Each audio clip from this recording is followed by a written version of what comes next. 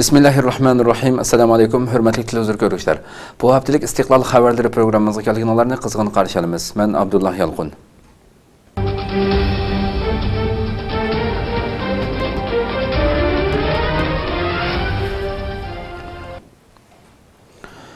Xitoy sud mahkamasi yana 8 nafar Uyg'urni o'limga hukm qildi. 30 aprel kundagi Xitoy sud mahkamasi Urumchi vokzalida yuz bergan portlatish voqeasi va 5-yilning 22 kundagi Urumchi atiganlik bozoriga hujum qilish voqeasiga chetishlik deb qo'lga olgan 8 nafar Uyg'urni o'limga hukm qildi. Xitoy axborot to'rining xabar qilishicha 2014 yili 8 dekabr kuni Sharq Turkistonning Urumchi shahridagi Xitoy o'tir sud mahkamasi 8 nafar Uyg'urga sud ochib o'limga hukm qilgan. Xabarda ma'lum bo'lishicha, hukm e'lon qilingan 8 nafar Uyg'ur 2014 yil 30 aprel kundagi Urumchi poyezd stansiyasida yuz bergan portlatish voqeasi va 5-yilning 22 kundagi Urumchi atiganlik bozoriga hujum qilish voqealariga chetishlik deb qo'lga olingan Uyg'urlar bo'lib, ayni chog'da aprel oyida Sharq Turkistonda ziyorati bo'layotgan Xitoy raisi Shi Jinpingning Urumchi ziyorati asnosida Urumchi vokzalida portlatish voqeasi yuz bergan edi. Xitoy o'tir sud mahkamasi Ahmad Rishid Abdulaziz Davud, Nurahmat Ablebiz va Tursun Hamud qatorliqlarni Urumchi poyezd stansiyasi voqeasiga chetishlik deb qarab, ularga hujum qilishni planlash, rahbarlik qilish, terrorlik tashkilotiga qatnashish, portlatish elib berish va ommaning bexatarligiga ziyon solish degandek bir necha xil jinoyatni ortib, o'limga hukm qilib, siyosiy huquqidan umrvoyat mahrum qilgan. Yalqun olim Ro'zi Muhammad Ubul Hasan qatorliqlarni o'lim jazosi berib 2 yil kechiktirib ijro qilishga hukm qilgan. Siyosiy huquqidan umrvoyat mahrum qilgan. Ismoil Yusufni terrorlik tashkilotiga qatnashgan deb 5 yillik qamoqqa hukm qilib, siyosiy huquqidan 2 yil mahrum qilgan. Muhammad Ibrohimni muddatsiz qamoq jazosiga hukm qilib, siyosiy huquqidan umrvoyat mahrum qilgan. Abdul Hamid Rahmatulloh qatorliq 2 nafar Uyg'urga 10 yillik qamoq jazosi hukm qilib, siyosiy huquqidan 3 yil mahrum qilgan. Ishg'olchi Xitoy doiralari Sharq Turkiston xalqini qattiq bostirib, Xitoy doiralariga qarshi chiqilmas holga tushirib qo'yish va rayonda Xitoy ishg'oliyatini davomlashtirish uchun elib berayotgan irqiy qirg'inchilik, tutqun qilish, nishonlab etib o'ldirish, hayot qolganlarni iz qoldirmaslik prinsipi bo'yicha tutilib qolgan Uyg'ur fidoilarni tirik shohid qo'ymaslik uchun har xil tuhmatlarni ortib, sud ochib, o'limga hukm qilib kelmoqda.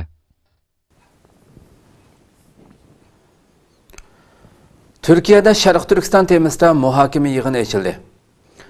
Türkiye Mustafa Kemal Üniversitesi o'quvchilar uyushmasi Türk dunyosi izlanish va tadqiqot bo'limi tarafidan zulmning ismi Sharq Turkiston temasida muhokama yig'ini o'tkazildi. Zulmning ismi Sharq Turkiston temasida muhokama yig'ini ochildi. Mustafa Kemal Üniversitesi o'quvchilar uyushmasi Türk dunyosi izlanish va tadqiqot bo'limi tarafidan zulmning ismi Sharq Turkiston temasida muhokama yig'ini o'tkazildi. Bu muhokama yig'iniga taklif bilan qatnashgan Sharq Turkiston surgun hukumati jamiyatining boshlig'i Xizirbek G'ayratulloh so'z qildi. U so'zini boshlashdan burun barliq yig'in qatnashchilariga Sharq Turkistonning salimini elib kelganligini bildirdi. U o'zining 1941-yili Sharq Turkistonning Oltay viloyatida tug'ilganligini, 1947-yildan 1953-yilgacha bo'lgan aralıqda cho'ng ko'chish karvoni bilan Taklimakan, Himalaya, Tibet, Hindiston, Iroq va Suriya qatorliq davlat va rayonlarni kezib, Turkiyaga kelganligini bildirgan Xizirbek so'zini davom qilib, siz turk qarindoshlarimizdan boshqa bizning dardimizni tushunadigan va yetadigan hech kim va hech bir davlat yo'q.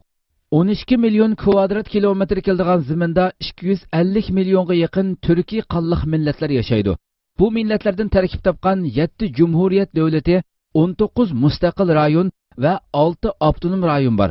Biroq 250 million turk irqiy ustidan elib borgan sonliq ma'lumotlardan qaraganda, buning 50 millioni asorat ostida yashamoqda. Bu asorat ostida yashayotganlar qayerda, bilamsizlar?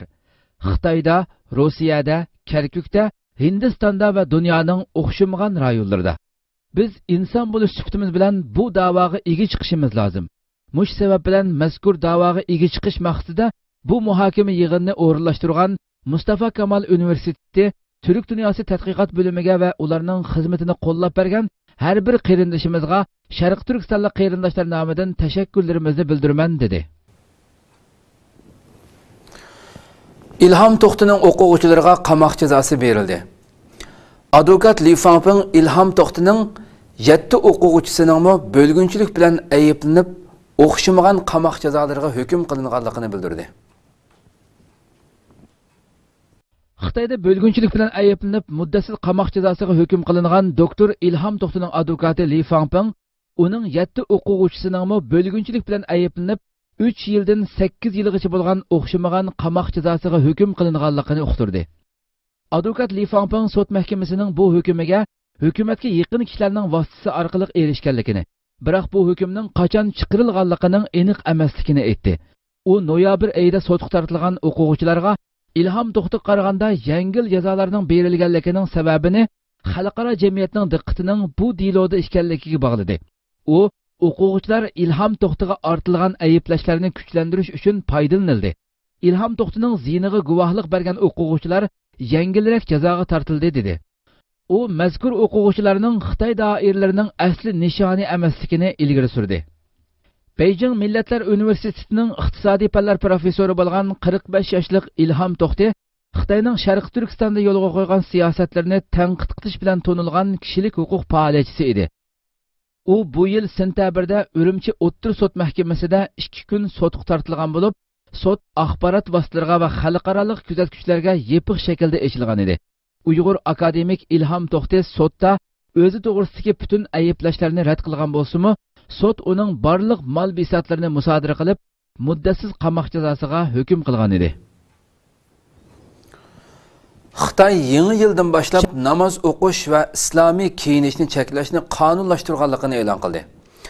Xitoy tajovuzchilari Sharq Turkistonda yangi yildan boshlab, ya'ni 2015-yil 1-yanvardan boshlab musulmonlarning ish o'rinlari va hukumat o'rinlarida namoz o'qishining va islomcha kiyinishining butunlay cheklanganligini e'lon qildi. Sharq Turkistonda yangi yildan, ya'ni 2015-yildan boshlab musulmonlarning ish o'rinlari va hukumat o'rinlarida namoz o'qishi va islomcha kiyinishi butunlay cheklanganligi e'lon qilindi. Sharq Turkistonda rasmiy idora organlarida, maktablarda va ish o'rinlarida 1-yanvar kunidan boshlab namoz o'qish qat'iy cheklanadi. Namozning cheklanishi bilan birga yana musulmonlikni ifodalaydigan kiyim-kechaklar bilan ish o'rinlariga kelish, ayollarning yog'liq chekishi, shundaqla shu kishining islom diniga mansub ekanligini ifodalaydigan boshqa har qanday bir sifatli ko'rinishi qat'iy cheklanadi. Aloqador o'rinlarning bu haqda bergan ma'lumotida bu cheklama 1-yanvar kunidan boshlab rasmiy ijro qilindi deyilgan. Buningdan boshqa yana Xitoy doiralari Sharq Turkistonda musulmonlarning islom dinida yashashini tubdan cheklash uchun bu haqda elib berayotgan bostirish hujumlarini davomli kuchaytirmoqda. Taylanddagi Uyg'urlardan 21 nafari noma'lum yerga yo'tkib etildi. Taylandda tutib turilayotgan va Xitoyga qaytirib etilishidan andish qilinayotgan 300 ga yaqin Uyg'urdan 21 kishi noma'lum bir yerga yo'tkib etilganligi oshkor bo'ldi. Taylanddagi bir ko'chmanlar chedirib turayotgan va Xitoyga qaytirib etilishdan andish qilayotgan 300 ga yaqin Uyg'ur ichidan 21 nafarining hech qanday sabab ko'rsatilmasdan tutilib, Taylanddagi ko'chmanlar idorasi qaraydigan bir mahbusxonaga elib ketilganligi, biroq aniq yer adresi haqida hech kimning xabari yo'qligi bayon qilinmoqda. Tutilib, yo'tkib etilgan kishilardan biri Turkiyadagi tuqqanlarga telefon berib, o'zlarining o'tgan hafta Taylanddagi soqchilar tomonidan hech qanday sababsizlik qo'lga olinganligi va o'zlarim bilmaydigan bir yerga elib ketilganligini, bu haqda o'zlariga hech qanday bir ma'lumot berilmaganligini xabar qilgan. U yana ko'pinchisi ayollar va bolalardan tarkib topgan bu ko'chman Uyg'urlarga qarata Tayland soqchilarining muomalarida o'zgarish bo'lganligini, ularning burunqiga qaragandimi bakrak qo'pol va qattiq qo'lliq bilan muomala qilayotganligini, buning bilan Uyg'urlarning o'zlarining Xitoyga qaytirilib berilishi ehtimolidan ansirishayotganligini bildirgan. Bu vaqtdagi ba'zi xabarlardan 21 nafar ko'chman Uyg'urning Xitoyning Tayland turishliq elchixona xodimlarining buningdan burunqi ziyoratlari davomida ularga qarata qarishliq pozitsiyalarda boshlamchilik qilganlar ekanligi, ularning ichilaridan ba'zilarining hatto Xitoy elchixonasidan kelganlarga qo'llarida bor bo'lgan narsalarni otqanlar ekanligi bilinmoqda. Chedirda qolib qolgan boshqa Uyg'urlardan egallangan xabarlardan ma'lum bo'lishicha, bu kunlarda Xitoy elchixonasining odamlari bu chedirga bo'lgan ziyoratlarni texmo ko'paytirayotgan bo'lib, buningdan chedirдagi qarindoshlar borgan sari andish qilishmoqda. Türkiye'de yaşayotgan ve buningdan xeyli yıllar burun Türkiye'ye kelgan Uyg'ur Türkleri ve başka yerlerde yaşayotgan barliq Sharq Turkistonliklar Türkiye hükümetinin bir gün bo'lsa burunroq tutuş qilib, bu qarindoshlarni Türkiye'ye elib kelib olishini umid qilmoqda. Chunki Türkiye'ye elib kelib olinmaganida bu qarindoshlarning Xitoyga qaytarilib, hayotining xavfga duch kelish ehtimolligi bularni ansratmoqda.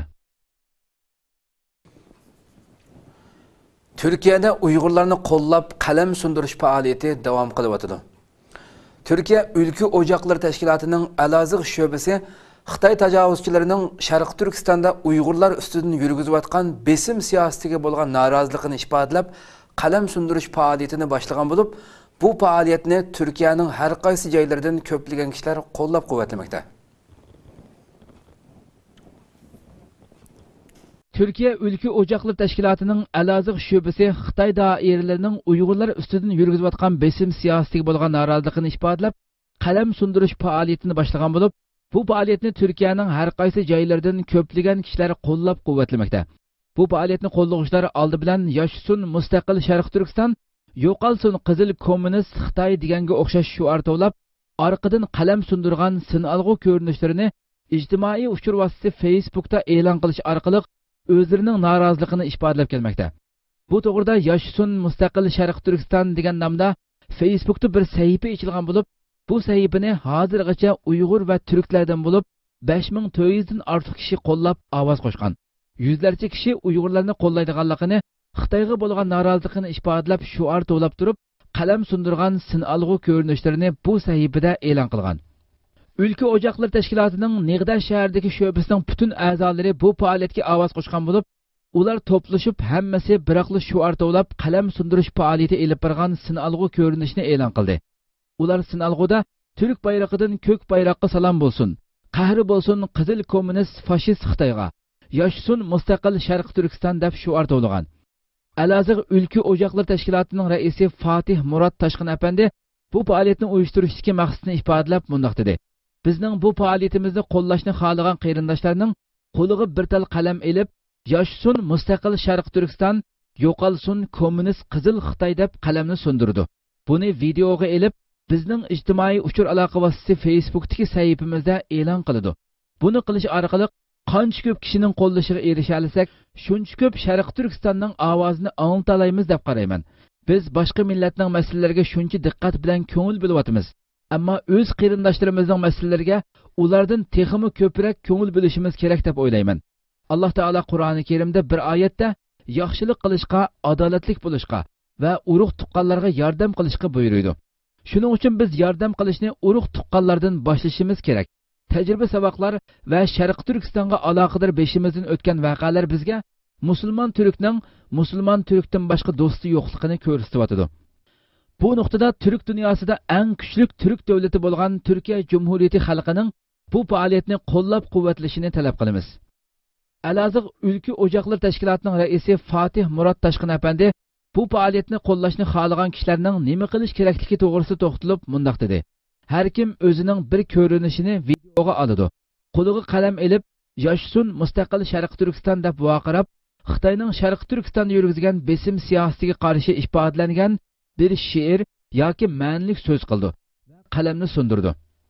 Qalam sundirish Xitoyning elib berayotgan zulm va iskanjalarni to'xtat deganlikning simvoli bo'lib, u yana Xitoy zulmining chekdan oshganligini, bu sababli Xitoyning qalamining sundirilish vaqti yetib kelganligini, ya'ni ajlining to'shqanligini ifodalaydi.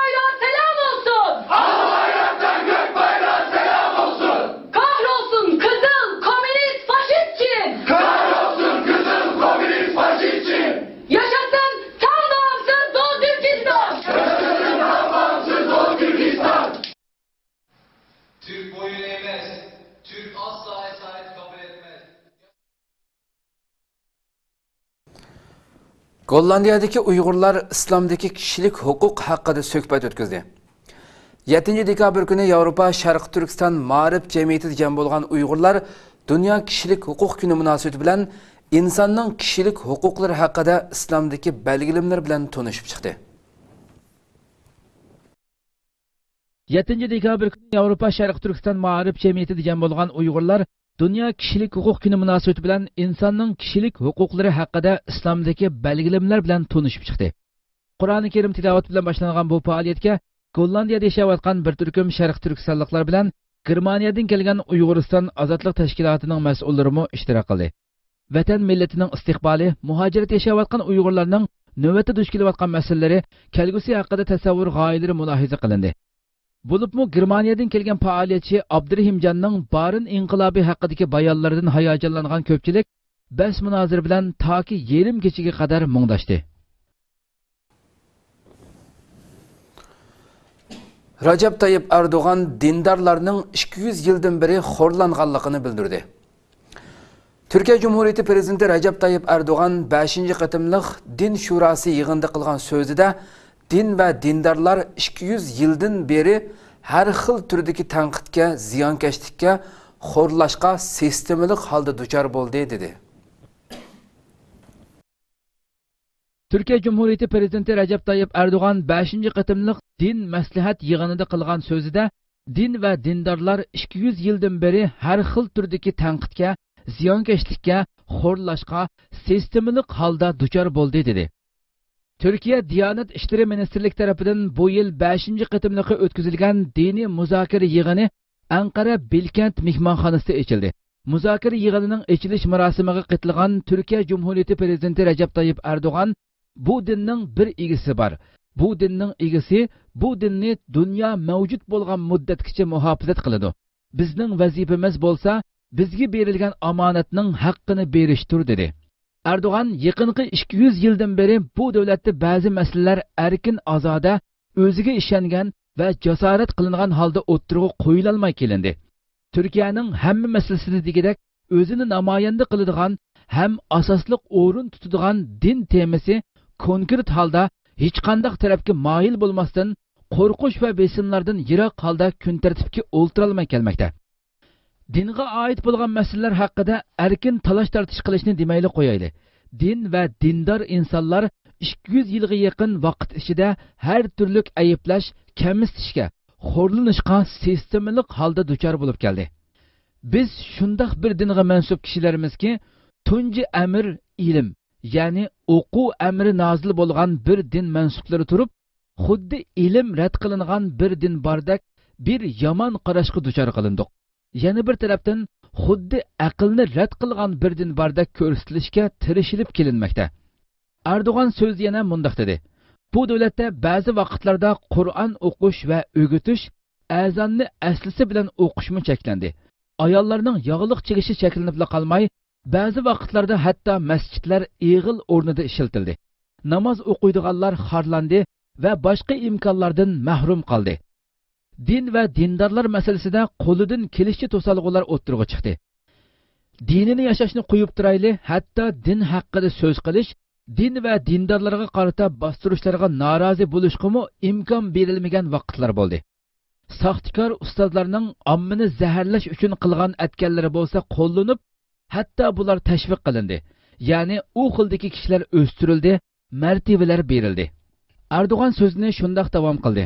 Ayol kishi uchun asli ta'birning jismoniy va har jihatdan barobar deganlik emas, balki qadr-qimmat jihati teng bo'lish deganlikdir deganligim uchun hujum nishonasi bo'ldik.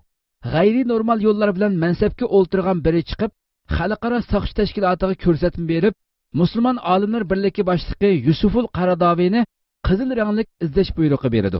Bu amr bilan musulmon olimlar birligining boshlig'i Yusuful Qaradoviyni qizil ranglik izlash uchun ish boshlandi. Bu qandoq ish? Ilm siyosatning amri ostida bo'lmaydi, balki siyosat ilmning amri ostida bo'ladi. Hozir qarasak, ishlar ta'turga aylanib qolgan bir holatda. Bu ishlardan qaraganda dunyo yomon tarafga qarab ketayotganligi aniq. Islom dunyosida so'zli birdaklik yo'q. O'rta holda kutilayotgan, izlanayotgan hamkorlik yo'q. Turkiya bu haqda yo'lboshchilik rolini o'ynashi mumkin. Hozir orqadan sanaganda 50 davlat ichida 27sining Islom iqtisodiy va tijorat ishbirligi komiteti yig'inida islom davlati ekanligini tilga olganimizda buningdan beorom bo'lganlar bo'ldi. Ularning ichilaridagi ish ko'tira olg'uchlar bunday hujumlarning o'ttirg'i chiqishiga sababchi bo'lmoqda. Xalqarodagi tashviqot vositalarida bizning bu so'zlarimizni ayiblash temasi qilib olganlar bizning nimaning ustidan savol so'roq qilayotganligimizni yaxshi biladi. 200 yildan beri surishtirmay kelayotganlarni endi surishtiryapmiz. Bizga majburiy qabul qildirmoqchi bo'lganlarni endi biz buzib tashlaymiz. Ular bizning sukut turishimizni talab qiladi. Biz bo'lsak, Falastin haqida so'z qilishda ching turamiz. Suriyadan adolat talab qilamiz. Dunyo Birlashgan Davlatlar Xavfsizlik Kengashiga a'zo 5 davlatdan cho'ng deymiz. Bu ularga xo'sh yoqamdi. Albatta xo'sh yoqmaydi. Ular zo'rlab elib olgan bu saltanatni hargizmi tashlab bermaydi. Qo'lidan kelishicha bizga qarshi turish, bizga besim ishiltishni davom qiladi. U 5 davlat ichida 1 milliard 500 million musulmon nüfusga ega musulmon davlat jo'grafiyasidan vakillik qila oladigan birmi davlat yo'q. Adolat nada? Bu vaqtda ularning o'zlari bilan so'zlashganimizda shuningga ishoninglarki, buningga javob bera olmaydi. Shu tapning o'zida islom dunyosining ichida nefit ishlab chiqaradigan davlatlar faqatli zakitini bersa, yo'qsizlikqa qolgan davlatlar eng boy davlatlar orasiga kirgan bo'ladi. Erdo'g'an yozuvchilar va san'atchilar haqida so'z qilib, yozuvchilar, san'atchilar qo'llaridagi barliq imkonlari bilan bizning ustimizga hujum qiladi. Ular tarafidan tarbiyalanib, samirtilgan soxta din odamlari bilan, xoin guruhlar bilan bizga hujum qiladi. Siyosatda fir'aviylar bilan o'yinlar o'ynaydi. Biz xato qilgan bir ishning o'rniga yana bir xatoni turg'izishni xohlamaymiz. Biz normalga qaytishni xohlaymiz dedi. Islom diniga va uning ommaviy ko'rinishiga qarata husumat qildiganlar atili bu vaqtda husumatlarni yezib chiqadiganligini bilaman. Biroq biz demasak bo'lmaydi. Aslida ular o'zlariga o'z qo'llari bilan din ijod qilayotganligidan xabari yo'q. Xuddi yurtvozlikqa o'xshash bir din ijod qilish orqali islom dinining qarshisiga o'zlari ijod qilgan sun'iy dinlarni qo'yish avorchilik ichida ekanligini his qila olmaydi yoki his qilishni xohlamaydi. Bu davlatda zakolat orqali she'r yozadigan shoirlar o'tirg'i chiqdi. Ya'ni Ka'ba arabning bo'lsin, bizga chankaya yetarlik deb she'r yozadigan shoirlar bu zihn, bu tushuncha holvidin but yasaydigan tushuncha bo'lmay nima? O'zlari yasadi, o'zlari uningga ibodat qiladi. Buni yana davom qildirishni xohlayotganlar bor. Biz dal buning uchun hamma narsaning asliga, ya'ni normallikka qaytishini, o'zimizga ishonishimizni, jasoratlik bo'lishimizni ta'kidlamoqdamiz. 100 mingdan ortiq dinni o'limalarimiz bor. Buning uchun davlatimizda demokratik erkinlikni ta'kidlamoqdamiz. 200 yildan beri yaşagan besimlarga, bizni yiltizimizdan qo'murib tashlashga tirishilgan bog'ilishlarga qaramay, Türkiye'nin alimleri yanılı meydanda çing turib kelyapmoqda. Osmanlı yiziqini bu devletning avlodlarining o'ginishidin bearam bo'layotganlar bor. Osmanlıcha bo'lsa, hech ko'nirmas turkchidir. U hargizmi bir chet elchi til emasdir. Buning haqiqatini biz o'ginimizmi? Qabr toshlarida yozilgan xotir so'zlarni o'qishni o'ginimizmi deyishidi. U qabr toshlarida bir tarix bor. Bu tarixni bilmaslikdanmi cho'ng bir ojizlik bo'lamdi. Osmanlıchidan bizni ayirish, bizni jon tomirlarimizdan ayirganlik edi. Ular buni xolisa va xolimasa biz yanada Osmanlıcha o'ginimiz. Ilimda intayin cho'ng kuchlarga ega bo'lgan bir millatning bu ilmni yo'qotib qo'yishi bir falokatdir. Buni o'ginishni va o'gitilishni xohlamaganlar bor. Mayli xolisun, mayli xolimisun, bu davlatda Osmanlıcha o'gitiladi va o'giniladi. Bu dinning bir egisi bor. Bu dinning sahibi bu dinni dunyo mavjud bo'lganga qadar muhofazat qiladi. Bizga topshirilgan omonatning huddisidan chiqish bo'lsa, bizning vazifamizdir. Omonatning haqqini bera olsak, mazhablar orasidagi to'qinishlar oxirlashadi. Bizga yepishtirilgan rollarni tashlab, o'zimiz bo'la olsak, adolatning yer yuzida hokim bo'lishi qo'lga keladi. Sizlar hech ikkilanmasdan so'ramoqchi, surishtirmoqchi bo'lganlaringlarni so'ranglar. Saqlag'uchi bo'lib turib qilishdan chiqayli. Olg'a qarab ilgirlayli. Biz hamisha orqanglarda bo'lamiz. Bu millat har vaqt to'g'riliqning orqasida turadi. Değerli şura üyeleri, bu ülkede, bu topraklarda kimi zaman Kur'an'ın okunması, kimi zaman öğretilmesi, hatta bir dönem ezanın aslıyla okunması dahi yasaklanmıştır. Başörtüsü yasaklanmış. Din eğitimi yasaklanmış. Camiler kapatılmış. Kimi camiler ahır olarak kullanılmıştır. Yasakların ötesinde sakal bırakanlar, başörtüsü takanlar, selam verenler, aslıyla selam verenler, namaz kılanlar mütemadiyen horlanmış, tahkir edilmiş ve bazı imkanlardan da mahrum bırakılmışlar. Amerika dünyanın her qaysı joylaridagi konsulxonalarning bexatarligini kuchaytirdi. Amerika palatasının Devlet Bexatarligi Tashkilotini tekshirish komiteti CIA Markaziy axborot idorasining qiyin qistoqlarining chekdan halqib ketganligini oshkorladi. Amerika Palatasının Devlet Bexatarligi Tashkilotini tekshirish komiteti kutilayotgan qiyin qistoq dokumentini e'lon qildi. Dokumentda Amerika Markaziy axborot idorasi CIA'ning ig'ir qiyin qistoqqa elish usullaridan foydalangan bo'lishiga qaramay, terrorlik hujumlariga qarshi yetarli darajada axborot to'play olmaganligi eskartildi. Xizmat stiliga doir ayblashlar o'rin olgan dokumentda rasmiy doirlarning qaymoqtirilganligi qayd qilindi. Asli nusxasi 6200 bet bo'lgan dokumentning 480 betlik xulosasi jamoatchilik bilan o'rtoqlashildi. Dokumentga Amerika Markaziy axborot idorasi CIA'ning datalashlik Guantanamo turmasi bilan o'xshash bo'lmagan joylardagi maxfiy so'roq qilish o'rinlarida qilingan qiyin qistoqlar tilga ilingan tunji rasmiy hujjat deb qaralmoqda. Dokumentda Amerika Markaziy axborot idorasi Al-Qoida gumondorlarini qonuniy chek-chegaradan ig'ir halqagan holda qiyin qistoqqa elish bilan ayblandi. Qiynash usullari ichida jinsiy munosabat tahdidi, suvda bug'ib qo'yish tuyg'usi, tar yerlarda uzun muddat turg'izib qo'yish, uxlag'ili qo'ymaslikdek ahvollarning borligi qayd qilindi. Dokumentga ko'ra, Amerika Markaziy axborot idorasi qiyin qistoqqa doir ahvollar haqida Oqsaroy, Adliya ministrligi va Amerika Davlat Majlisiga yolg'on ma'lumot bergan. Lekin Adliya ministrligi mas'ullari bu haqda Amerika Markaziy axborot idorasi ustidan tekshirish elib berish plani yo'qligini bildirdi. Prezident Barack Obama avgust oyida dokumentning mazmuni haqida bayonot berib, qiyin qistoqqa elish ahvollarining borligini e'tirof qilgan edi. Amerika Markaziy axborot idorasi CIA'ning ishkillab so'roq qilish nomi ostida qiyin qistoqqa elish usullari 2009-yili Obama tarafidan to'xtatilgan edi. Obama mazkur dokumentning o'tmishdagi qiyin qistoq usullaridan voz kechishga yordamchi bo'lganligini bildirib qo'ymoqda. Bu jarayonda Amerika Qo'shma Shtatlari dokumentning e'lon qilinishidan keyin dunyo miqyosida maydonga kelish ehtimoli bo'lgan zo'ravonlik voqealaridan saqlanish uchun elchixonalardagi bexatarlik tadbirlarini kuchaytirgan. Anqarada Ziyo Samadini xotirlash yig'ini o'tkazildi. Anqarada 5-dekabr kuni atoqli Uyg'ur yozuvchi Ziyo Samadi tavalludining 100-yilligini xotirlash yig'ini o'tkazildi. Anqarada 5-dekabr kuni atoqli Uyg'ur yozuvchi Ziyo Samadi tavalludining 100-yilligini xotirlash yig'ini o'tkazildi.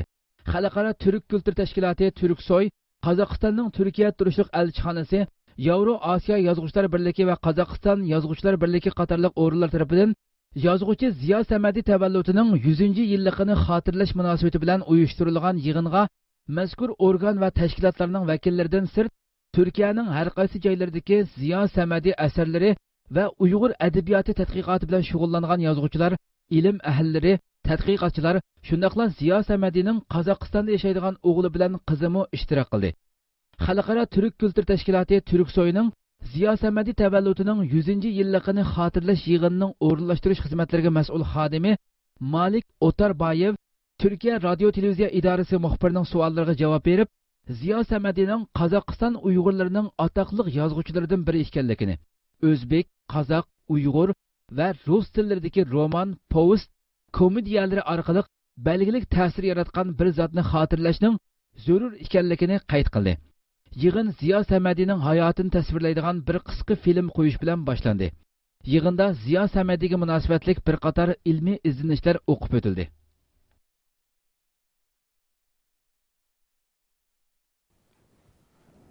Uyg'urlarning dunyo arxivchiligidagi to'kpisini unutmaslik lozim. Türkiye Arxivchilar Jamiyati İcraiya Komiteti Başlığı Ali Osman Uysal Uyg'urlarning dunyo arxivchiligidagi to'kpisini unutmaslik lozimligini aytdi. Turkiyada 9-navbatlik arxiv bayrami va G'azini xat cheklari organi qurilganligining 168-yilini tabriklash marosimi o'tkazildi. Davlat arxiv idorasi muavin mudiri Durali Guragach 1 milyondan ortiq arxiv suratlarini elektronlik holga keltirib, xalqning xizmatiga sunishni nishon qilganliklarini bildirdi. Türkiye Arxivchilar Jamiyati tarafından o'rinlashtirilgan 9-navbatlik arxiv bayrami va G'azini xatchakları organi qurilganligining 168-yilni tabriklash murosimi Kağıtxonadagi Osmanlı xalifaligi arxivlari qurultay zalida o'tkazildi. Türkiye Arxivchilar Jamiyati ijroiya komiteti boshlig'i Ali Osman Uysal arxivlarning Türk xalqlarining siyosiy va madaniy turmushidagi muhim roli ustida to'xtalib, Türklerning hozirgi ma'nodagi arxivchilik kasbining tarixda tunji qitim Uyg'urlar tomonidan shakllantirilganligini ta'kidladi.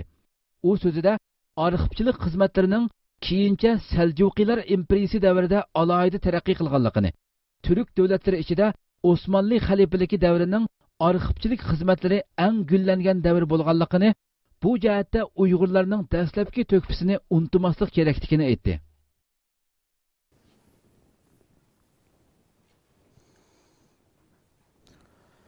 Hürmetli televizyon görüşler, şuna qilib bu haftalık istiqlal xabarları programımız bu yerda oxirlashdi. Kelar qitimqi programmamizni ko'rishgacha sizlarni Janobi Allohga topshiramiz. Assalomu alaykum va rahmatulloh.